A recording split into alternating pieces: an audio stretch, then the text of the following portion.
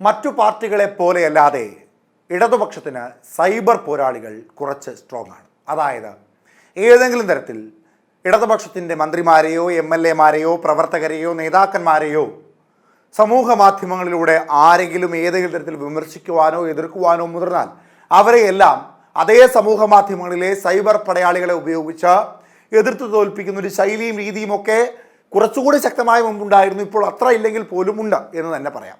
താരതമ്യപ്പെടുത്തുമ്പോൾ മറ്റു പാർട്ടികളെ അപേക്ഷിച്ച് ഇടതുപക്ഷത്തിന് കുറച്ചുകൂടി ശക്തമായിട്ടുണ്ട്. ഇനി മറ്റൊരു പ്രധാനപ്പെട്ട കാര്യം, കാപ്സ്യൂളുകൾ അടക്കമുള്ള പല കാര്യങ്ങളും പല നേതാക്കന്മാർക്കും എത്തിച്ചു കൊടുക്കുന്നതിലും ഈ സൈബർ പോരാളികൾ കുറച്ച് കാര്യമായ രീതിയിൽ പ്രവർത്തിക്കുന്നുണ്ട്. മുഖ്യമന്ത്രി പിണറായി വിജയനെതിരെ രൂക്ഷമായ ആരോപണം ഉയർന്നാൽ അദ്ദേഹത്തെ പരിശുദ്ധിവൽക്കരിക്കുന്ന തരത്തിലേക്കുള്ള പോസ്റ്റുകൾ സമൂഹ മാധ്യമങ്ങളിൽ നിന്നും പരക്കുന്നത് കാണാം. SFI പ്രവർത്തകരെ കഞ്ചാവ് കേസിൽ പിടിച്ചു എന്ന വാർത്ത വന്നാൽ അവർ SFI പ്രവർത്തകരല്ല എന്നും അവരെ നേരത്തെ സ്ഥാനങ്ങളിൽ നിന്ന് ഒഴിവാക്കിയെന്നടക്കമുള്ള പല കാര്യങ്ങളും സൈബർ ഇടങ്ങളിൽ ഉയർന്നു വരുന്നത് കാണാം. അത്തരത്തിൽ കള്ളങ്ങളെ സത്യങ്ങളാക്കാനും സത്യങ്ങളെ കള്ളങ്ങളാക്കാനും ഇനി അതല്ല സംഘടനാ പ്രവർത്തനങ്ങൾ ശക്തിപ്പെടുത്താനുമൊക്കെ സൈബർ ഇടങ്ങൾ ശക്തമായ രീതിയിൽ ഉപയോഗപ്പെടുത്തുന്ന ഒരു പാർട്ടി തന്നെയാണ് ഇടതുപക്ഷം. ഇപ്പോൾ അതേ സൈബർ ഇടങ്ങൾ ഉപയോഗിച്ചുകൊണ്ട് PSCയിലൂടെ ഉയർന്ന ശമ്പളം നേടുന്നു എന്ന വലിയൊരു ആരോപണത്തിന് വിധേയനായി നിൽക്കുന്ന KV തോമസിനെ വെള്ള പൂശുവാനുള്ള എല്ലാ ശ്രമങ്ങളും ഇപ്പോൾ സൈബർ ഇടങ്ങളിൽ സജീവമായി നിൽക്കുന്നു എന്ന ഒരു പ്രതിഷേധം CPM-നുള്ളിൽ നിന്ന് പോലും ഉയരുന്നുണ്ട് എന്നുള്ളതാണ് ഏറ്റവും പ്രധാനം. ഡൽഹിയിലെ കേരളത്തിൻ്റെ പ്രത്യേക പ്രതിനിധി പ്രൊഫസർ KV തോമസിനെതിരെയാണ് CPM-നുള്ളിൽ നിന്ന് പോലും പ്രതിഷേധം രൂക്ഷമാകുന്നു എന്നുള്ളത് ഏറ്റവും പ്രധാനമാണ്. തോമസിനെ വിശുദ്ധനാക്കി പാർട്ടിയുടെ സൈബർ സേന ഇപ്പോൾ രംഗത്തെത്തിയിരിക്കുകയാണ്. KV തോമസിന് പ്രതിമാസം 30 ലക്ഷം രൂപയോളം കിട്ടുന്നുവെന്ന് CPM മുതിർന്ന നേതാവും മുൻ മന്ത്രിയുമായ GS സുധാകരനും പറഞ്ഞിരുന്നതാണ്.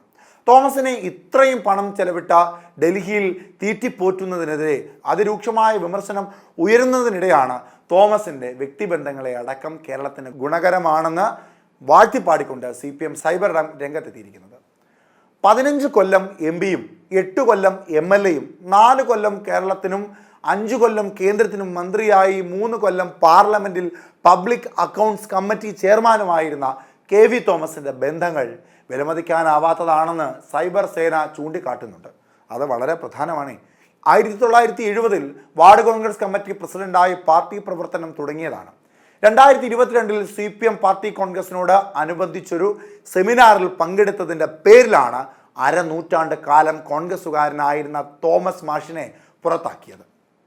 അരനൂറ്റാണ്ട് കാലത്തെ തോമസിൻ്റെ രാഷ്ട്രീയ ജീവിതം കേരളത്തിൽ ആർക്കും അസൂയയുണ്ടാക്കുന്നതാണ്. പ്രതിപക്ഷ ഭരണപക്ഷ ഭേദമില്ലാതെ ദേശീയ നേതാക്കളുമായുള്ള അഗാധമായ വ്യക്തിബന്ധമാണ് അദ്ദേഹത്തിൻ്റെ മുഖമുദ്ര. പല കേഡറുകളിലുമുള്ള ഉന്നത ഉദ്യോഗസ്ഥരുമായുള്ള ഊഷ്മള സൗഹൃദമാണ് വേറൊന്ന്. സകല മീഡിയയിലുമുള്ള സീനിയർ മാധ്യമ പ്രവർത്തകരുമായുള്ള തുറന്ന കമ്മ്യൂണിക്കേഷനാണ് മറ്റൊരു പ്ലസ് പോയിന്റ്. പാർട്ടിക്കാരനായിട്ടില്ലാത്ത മാഷിനെ വലിയൊരു ദൗത്യമേൽപ്പിച്ചു 1/4 നൂറ്റാണ്ടിലപ്പുറത്തെ കേരളത്തെയാണ് നമ്മൾ സ്വപ്നം കാണേണ്ടതെന്ന് പറഞ്ഞതെല്ലാം നടപ്പിലാക്കുന്ന പൊളിറ്റീഷ്യൻ എന്ന പേരിൽ നിന്ന് സ്റ്റേറ്റ്സ്മാൻ എന്ന സ്റ്റേച്ചറിലേക്ക് നേരത്തെ തന്നെ ഉയർന്നു കഴിഞ്ഞു പിണറായി വിജയൻ. കടുത്ത രാഷ്ട്രീയ വിയോജിപ്പുകൾക്കിടയിലും സുപ്രീം കോടതി വരെ എത്തുന്ന യൂണിയൻ സ്റ്റേറ്റ് തർക്കങ്ങൾക്കിടയിലും കേരളത്തിൻ്റെ പ്രതിനിധിയായി സംസ്ഥാനവും കേന്ദ്ര സർക്കാരും തമ്മിലുള്ള സാധ്യമായ സഹകരണങ്ങൾ ഉറപ്പുവരുത്തുക എന്നതായിരുന്നു ആ ദൗത്യം. ഒരുപക്ഷെ ഇടതിനകത്തുള്ള ചിലർക്കു പോലും ദഹിക്കാനാകാത്തൊരു തീരുമാനമായിരുന്നു അത്. സിൽവർ ലൈൻ എങ്ങനെ സത്യമാകുമെന്നതിൽ ശ്രീധരനോട് കൂടി പരസ്യമായി സഹകരിക്കാൻ തുടങ്ങിയത് കഴിഞ്ഞ മാസമാണ്. സിൽവർ ലൈൻ കാര്യത്തിൽ പീയൂഷ് ഗോയൽ കൊച്ചിയിൽ വന്ന് പ്രതീക്ഷ നൽകുന്ന കാര്യം പറഞ്ഞത് കഴിഞ്ഞ ആഴ്ചയാണ്. നിർമ്മലാ സീതാരാമൻ കേരള ഹൗസിൽ വന്ന് മുഖ്യമന്ത്രിയെ കണ്ടത് കഴിഞ്ഞ രാവിലെയാണ്. ഇതിനകത്തൊക്കെയുണ്ട് തോമസ് മാഷിൻ്റെ ആ കുലുങ്ങിച്ചിരി. 3 പേർക്കാണിപ്പോൾ പുതിയ കേരളത്തെ സ്വപ്നം കാണുന്ന നമ്മൾ മനസ്സറിഞ്ഞ് നന്ദി പറയാനുള്ളത്. കേരളത്തിന് വേണ്ടി ഏറ്റെടുത്ത ദൗത്യം ഗംഭീരമായി ചെയ്യുന്ന തോമസ് മാഷിന് ചെയ്യാൻ പറ്റുന്ന കാര്യം ആത്മവിശ്വാസത്തോടുകൂടി വിശ്വാസിച്ചേൽപ്പിക്കുന്ന മുഖ്യമന്ത്രിക്ക്, രണ്ടിനും അവസരമൊരുക്കി തന്ന കോൺഗ്രസുകാർക്ക്. ഇങ്ങനെ പോകുന്നു സൈബർ ഇടങ്ങളിൽ ഇടത് സഖാക്കളുടെ തോമസ് പ്രശംസ. സർക്കാരിൻ്റെ ഡൽഹിയിലെ പ്രത്യേക പ്രതിനിധി പ്രൊഫസർ KV തോമസിന് ഓണറേറിയം, ഓഫീസ്, യാത്രാ ചെലവുകൾക്കായി 2024 ജൂലൈ വരെ 47,66,178 രൂപ ചെലവായതായി വിവരാവകാശ രേഖ പുറത്തു വന്നിട്ടുണ്ട്. പ്രത്യേക പ്രതിനിധിക്ക് ഓണറേറിയമായി 1 ലക്ഷം രൂപയാണ് നൽകുന്നത്.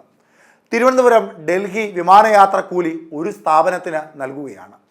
തനിക്ക് 30 ലക്ഷം പ്രതിമാസം കിട്ടുന്നെന്ന ജി സുധാകരൻ്റെ ആരോപണത്തിന് മറുപടിയായി KV തോമസ് രംഗത്തെത്തിയിട്ടുണ്ട്. കിട്ടുന്നത് 1 ലക്ഷം രൂപയുടെ ഓണറേറിയമാണ്. താൻ അധ്യാപകർക്കും ജനപ്രതിനിധികൾക്കും അനുവദിച്ച പെൻഷൻ വാങ്ങുന്ന വ്യക്തിയാണ്. മാസം തോറും ലഭിക്കുന്നത് 1,25,000 രൂപ പെൻഷനാണ്. ഡൽഹിയിലെ പ്രതിനിധി എന്ന നിലയിൽ ക്യാബിനറ്റ് റാങ്കിൽ ഒരു മന്ത്രിക്ക് ലഭിക്കുന്ന ശമ്പളവും ആനുകൂല്യവും തനിക്ക് ആവശ്യപ്പെടാമായിരുന്നു. അങ്ങനെ വന്നാൽ നിലവിലുള്ള MP MLA പെൻഷൻ വേണ്ടെന്ന് വെക്കേണ്ടി വരും. പ്രത്യേക പ്രതിനിധിയുടെ കാലയളവ് കഴിയുമ്പോൾ പെൻഷൻ പുനഃസ്ഥാപിക്കുന്നത് എളുപ്പമല്ല. അതിനാലാണ് പ്രതിഫലം വേണ്ടെന്ന് വെച്ചതെന്നും KV തോമസ് പറയുന്നുണ്ട്. 2023-24 കാലഘട്ടത്തിലെ തൻ്റെ വിമാനയാത്രാ ചെലവ് 5 ലക്ഷത്തിൽ താഴെ മാത്രമാണ്. തൻ്റെ അക്കൗണ്ട് ഹെഡിൽ തന്നെയാണ് മറ്റു ഉദ്യോഗസ്ഥരുടെ യാത്രാ ചെലവും ഉൾപ്പെടുന്നത്. അതിനാലാണ് യാത്രാബദ്ധ 11 ലക്ഷമായി ഉയരുന്നത്. ഇതാണ് തോമസിൻ്റെ വിശദീകരണം. വിശദീകരണങ്ങളെല്ലാം വളരെ കൃത്യമായി തന്നെ അദ്ദേഹം രേഖപ്പെടുത്തിയിട്ടുണ്ട്. പക്ഷേ ആ കോടികളും ലക്ഷങ്ങളുമൊക്കെ ഇത്തരത്തിൽ KV തോമസിന് കൊടുക്കുന്നതിൻ്റെ കൂടെ സെക്രട്ടേറിയറ്റിന് മുൻപിൽ മഴയും വെയിലുമൊക്കെ കൊണ്ട് ആ പാവപ്പെട്ടവർക്കും 1000-10,000 ഒക്കെ ഒന്ന് കൂട്ടിക്കൊടുക്കുവാൻ കൂടിയുള്ള ശ്രദ്ധ ഉണ്ടാകണമെന്ന് മാത്രം.